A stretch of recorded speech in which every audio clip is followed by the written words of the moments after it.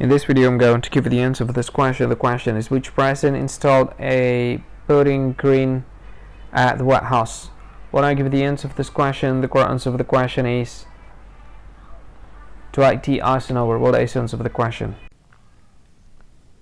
Hi, thank you so much for watching this video. If you find this video is very useful, you can help this channel to grow by subscribing this channel.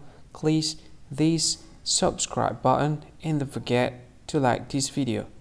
And if you find this video is not really good, or you don't really like this video, or you kind of feel that it's a little bit offensive or something like that, you can click this one, dislike button. You can do that anyway.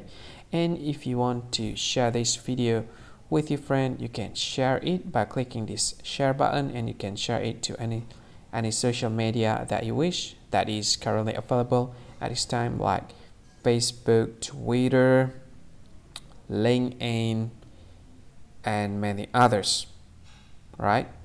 And if you want to add this video to your playlist, you can click this one. You can watch this video later, and you can find more options by clicking these three dots. And yeah, don't forget to subscribe. I think that's all of it. Thank you so much for watching this video, and see you again in another video. Bye bye. See you again.